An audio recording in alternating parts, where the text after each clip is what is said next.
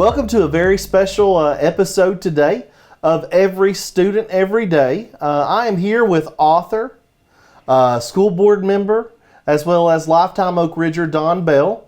We're going to talk a little bit about his brand new book, Life Stories from a Secret City Kid, that came out earlier this year. Talk about some of the influences that he had, some of the neat stories he has about this area and the history in Anderson County, as well as his time on the school board. Hey, Don, thanks for coming in today. I certainly appreciate it, Ryan. I always appreciate talking to the public and being on the school board and representing District 7 out of Oak Ridge. And Anderson County has always been a special place to me, and being over here in Clinton has always been special because that was one of my dad's favorite places. Him and Lester Fox were good friends, and most every Saturday morning when I was a kid, I spent a lot of time over here. Yeah, you said you had been at Hoskins as a kid. It reminded you reminded him of his hometown, your father. Yeah, my dad was from Corinth, Mississippi, which is on the Tennessee and Mississippi state line in West Tennessee. And it's a little bit bigger city than this. It's probably a population of maybe 14,000. But it has the old courthouse in the middle and the downtown. Matter of fact, in Corinth, they have Boram's Drugstore, which is the oldest drugstore in the state of Mississippi. And up till about 4 or 5 years ago, the lady that my aunts worked for, she was still the pharmacist there. Mm-hmm. She got up into her 90s. I think she's passed away now, close to 100. Yeah. And she never hardly missed a day's work. But it was, that's where we visited when I was a kid. We didn't take many vacations in those days. You played with the neighborhood kids and went to the schools, and they had playgrounds, and we loved our childhood. But we would spend like a week maybe at Christmas or maybe a week in Corinth. That was where my parents wanted to go back and visit their mother. And so all my dad's side of the family basically came to Oak Ridge, my granddaddy in 44 and my dad in 53, and I was raised here and born here. But all my mother's side of the family, every one of them stayed in the Mississippi down in Corinth. Well, I look at this book and I think of authors who write books, and I think, where did it come from? Like, where did all this information come from? Tell us a little bit about what's in this book and what you hope to share with folks from it. Well, the way I designed the cover, Ryan, is I came up with the idea of doing a collage. And I took old scenes and some new scenes of old stuff and kind of collaged them together where people could look at them. The old McDonald's is on there, the old football helmets, just different things out of Oak Ridge, the old bowling alley. And I just kind of collaged them. That was an idea I had to do that. And I had actually they have a publishing company that helped me with it at the Tennessee Smokies and did a lot of the graphic work and putting it all together for me. And I certainly appreciate that. And I've done pretty good because I've down to about out of 300 down to probably 10 books now, so. It's done good. And the main thing that I really wanted, I never set out to make much the money. The monetary end was not the special thing, is that when people read it, they feel it. And they get something out of it. That's what, when I get a email or I get a letter that's saying how that made them feel and that was just, that they appreciate it so much, that really gives me a very good feeling. Because I'm the kind of person that really wants people to enjoy life, and if it helps them in any way, that's great.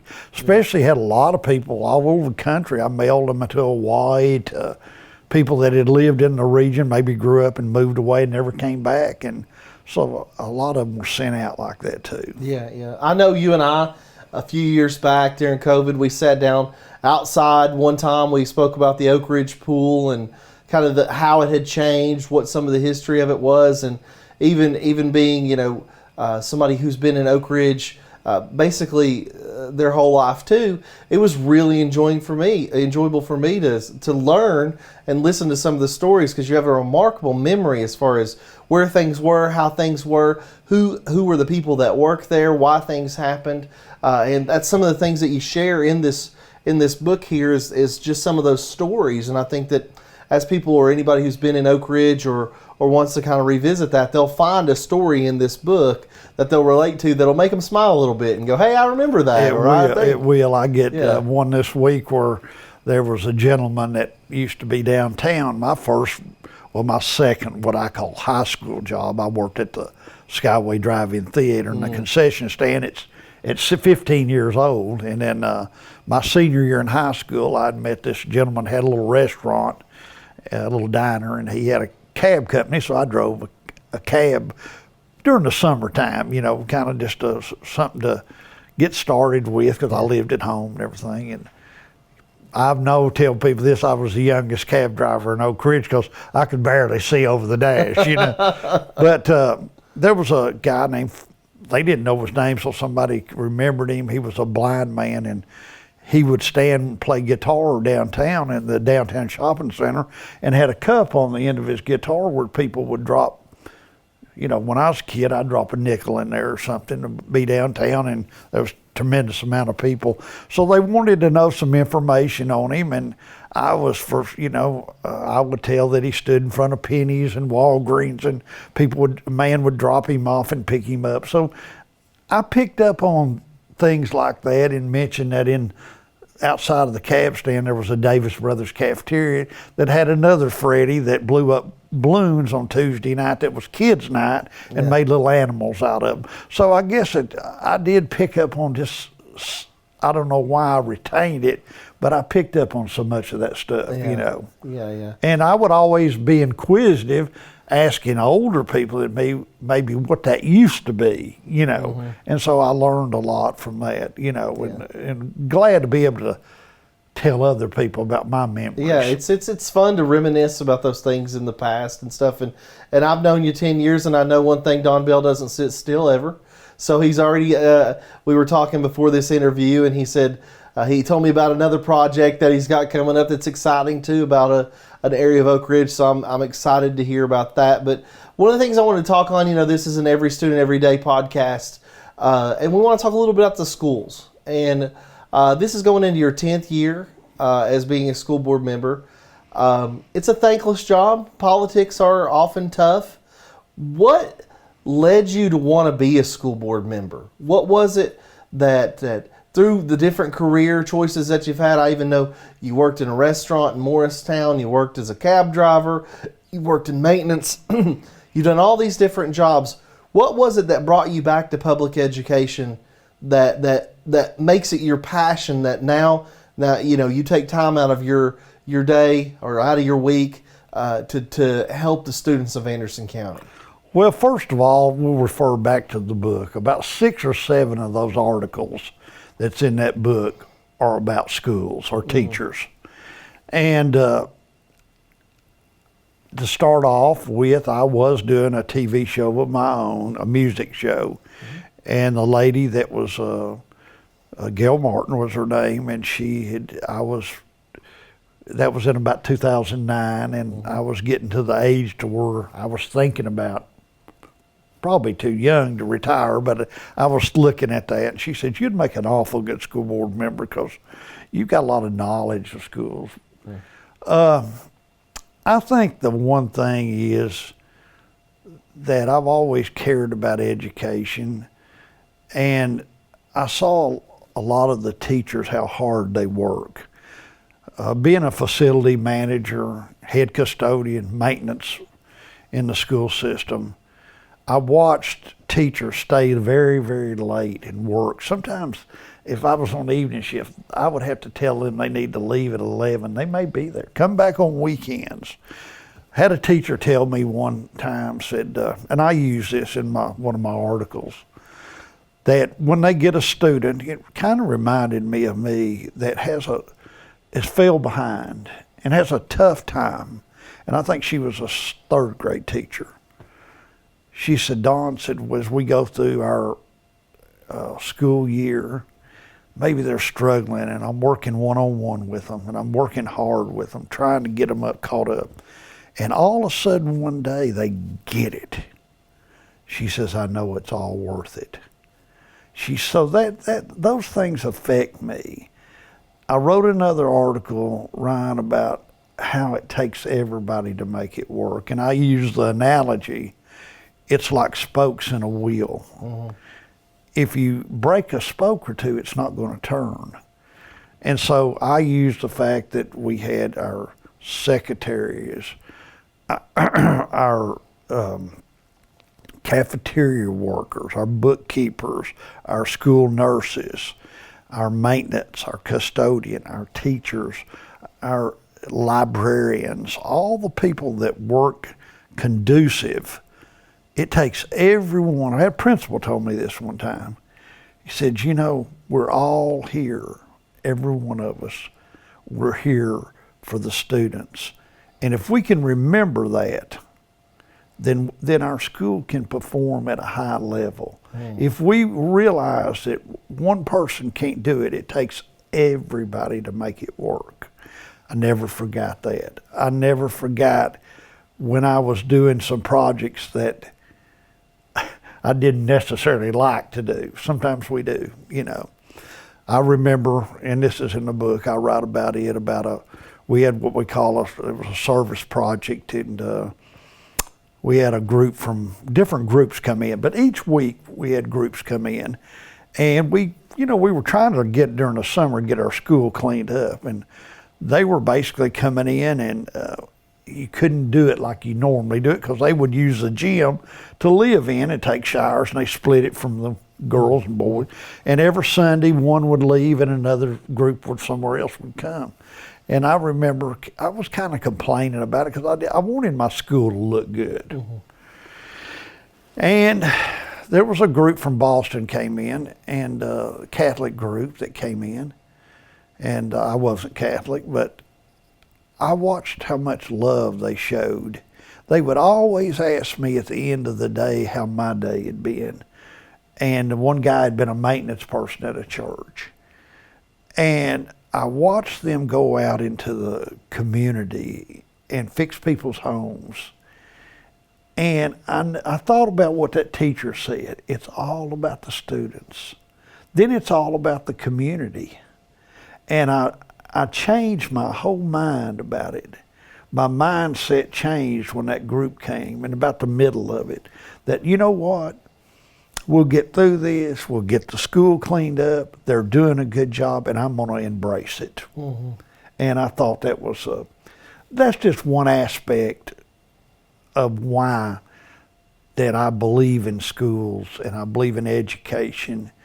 And I do believe this. Not all students learn on the same level, at the same time level. Mm-hmm. Teachers are so important, and schools are so important. Education's important. And I believe that career and technical education is very important. Without that, it takes everybody to make it work. Right. It takes your machinists, your pipe fitters, your plumbers, your custodians, the people that pick your trash up. They're very important. I don't care what they do. Your mailman, everybody. And I always say this, we limit ourselves sometimes. We're only limited as to what we can do by our own actions. If you think you can't, you may not be able to. If you think positive, I'm going to, and you set a career path, whatever you choose, I support it. I am an Oak Ridge graduate, but somebody asked me one time, I said, look, yes, football, I'm going to want Oak Ridge to win. If I went to Clinton High School, I'd want them to win. If I went to Anderson County, I'd want them to win. But when it comes to education, I don't care what school that you attend. Mm-hmm. I want you to get the best out of it. Then you can take it through your life and you can use it to help someone else. Right. Was there ever a public educator along that journey through school that made a difference for you? I had one very special teacher. And without her, I was not a great student. I was not... in elementary, I was definitely falling behind. Give you a little backstory to it. I attended kindergarten at Elm Grove Elementary and completed it. And then my dad got laid off at the Oak Ridge plant, one of them, K-25. And he took a job at Chico, at Rapid City, South Dakota, at Ellsworth Air Force Base as a civilian in the Titan II missile project in quality control. So I was leaving and starting first grade there. So, and I had two older brothers, our family, so we stayed about 10 months. I start first grade. He gets transferred to Beale Air Force Base in Chico, California, working on another Titan missile project. Same thing, but they move them. The company moved them. AMF was the contractor for the government. So at the end of that, not even at the end of second grade, I pulled out again, and my dad comes back to Oak Ridge and gets a job at Y-12. So I finish up at Highland View Elementary, second grade. Well, my mother comes to me during the summertime and said they have tested me and that I'm probably going to have to repeat second grade. I'd fallen behind. And I remember it kind of bothered me a little bit, but nobody knew me at that time. Sure. So I was just going to fall right in. Yeah. You know, after they explained, you know, as a young kid, you different explaining it to you as an adult. But I still struggled, Ryan. They would test me and I would make unsatisfactory, and I didn't really like school all the way from third grade, I guess third grade then, all the way to sixth grade. Our elementary went K through 6 then. Well, during that would have been 1967, during my sixth grade year, they had implemented team teaching. And it's where the open concept classroom was, you know, and you would have homeroom and you would just move throughout. And then you'd have a small group, a large group, and another small group. Yeah. Well, I was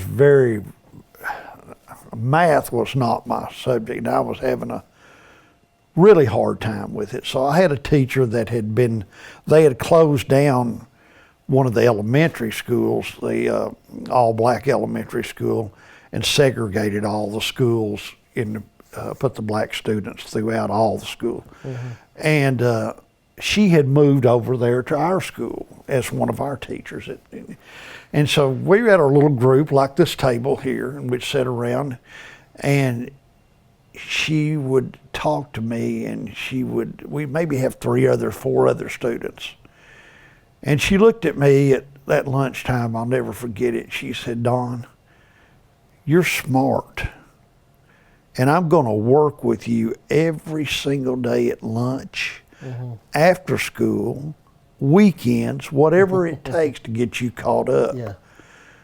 It stops with me right here. You've fallen behind too much." Joan Jablonski, never forget her. Ryan, without her, I probably wouldn't have graduated high school. She caught me up, and I was still never what you call a great student, but an average student. Sure. I retained a lot, and I do say this, I believe in grading, I believe in testing. But if you make a C and you learn a lot, if you actually retain what you learned, as we look back on our life, we don't remember what grade we actually made. We remember what we retained. Right. I think that's so important, you know. But following up on that one story, about near the last year I was at Glenwood Elementary working, I told the same story to one of our new teachers, Miss Kennedy. And she said, "Well, Don, would you like to try to find her?" I said, "That would be a blessing to me, and I hope it would be to her. I've always wanted to tell her just what she meant to me, and I knew that she had left. So I got a hold of our principal. He was still living at the time. That was our principal at Pine Valley. And he said, I think she moved back to the Boston, Massachusetts area. So we did a search and found a Jablonski name, got a hold of him. And believe it or not, it was her niece. Yeah. And she said, yes, she does live here, but she just moved back, and her last teaching position was in Alaska. I will have her call you. So I gave her a time. She called me, and we actually conversed. And I was able to tell her what she meant to me at her young age in teaching, Yeah. that I never forgot it. And, you know, Ryan, she didn't remember me, Yeah. but that wasn't the point. I remembered her. Right. And by telling her what she meant. So school teachers they're so important. They're much more than just testing and facts. They're human beings and showing how much they care about their students. Those students go on and sometimes they come back to their elementaries when they get, and just tell the teachers how much later on that they Yeah. meant. Yeah. I bet that was a neat moment. to be able It to was do a that. very, very special moment Yeah. for me. Yeah. Well, revisiting again the school board, what are some accomplishments or things that you've done while on the board that you're proud of? What kind of keeps you in the frame of mind of, hey, how do I remain Don Bell, who I am, the Oak Ridger, author, a friend of mine, that you are as one of the most integrity-filled board members I've ever known? Well, Ryan, one thing I've always said, no matter, like you've said before we've talked, I think I can talk on anybody's level, not afraid to talk to people, always open and friendly to anyone. We're all important, and I don't care what you do. So, we talked about the University of Tennessee, the players touching the Tennessee. What is the slogan again, All for the Vols today. All for the Vols. Well, working in the maintenance and custodial field mainly all my life, in the plants in Oak Ridge, in the hospital, in the schools. Every time I go to a board meeting, I usually use the restroom. Well, there's a high-speed buffer, and I know the name. It's a Nobles. It sits over in the corner. I used one many years. I touch it. And what that does to me is it reminds me to stay grounded, that I'm still that same person. I don't care if I'm making a decision on the school board or if I'm cleaning a restroom or whatever I'm doing. I'm still the same person. And I want to be a good board member. I always said if I didn't feel like that I was doing that, making a difference being a school board member, that I wouldn't run for election, that I wouldn't. Some of my accomplishments along with the school board, I won't say it's mine, some of the things that I've came up with that I'm proud of, is the fact that as I always worked, the teachers would get to keep their insurance for 5 years. They could retire maybe if they was, and so at 60, they could keep their insurance for 5 years and pay it at the rate they're paying the school system. The classified staff or support staff, they couldn't. So that means that they would have to remain, no matter how many years, to usually at least 65 or 66 years old to be able to get on Medicare. It's very expensive to buy insurance on its own. I never thought that was fair. I think it should be equitable. Everybody should have, if we're going to do it for one, let's do it for all. So I think coming together with the school board and us passing that and getting that implemented was really important. Yeah. I've always been the person that believed in, like I said, I don't think our custodian or our maintenance secretaries or whatever, our sport, we have fallen behind on how much that we paid. We don't get city money like the city of Oak Ridge does, so we don't have as much money to work with. We get county and state and federal. But I always think that, look, if we want to retain good people, let's pay them good money so they can live and have a decent living, so they can give back to their community. And so we have grown in the last few years. We have pulled them up to a lot better level, a livable wage, and that's another thing that I think I'm very proud of. Also another one, of course, I'm going into that because that's what I came up in. Our Career and Technical Center in Anderson County is probably a model for the state of Tennessee. Absolutely. They offer culinary arts. They offer if you want to be a beautician, you can do that. You have, if you want to be a mechanic, a welder, there's just so many. I can't even touch how many things that they offer. I think that's a great program. And when I went on a national school board conference in, I believe it was 2018, San Antonio, Texas, I visited the National Culinary Arts School, and some of the students that were from lower income families got up and talked about how they had went to their high schools and got grants to go on to further their career in culinary arts, and I watched what it was like, and they were talking about how it's changed, that even supermarkets are getting into hiring chefs, and the wages that they could make in that were great. So I thought about me starting my career as a cook in a Western Sizzlin', being an assistant manager and opening different restaurants throughout the nation when I was very young. How I would have loved to have the opportunity to have culinary arts. That would have been something that I would have been really interested in.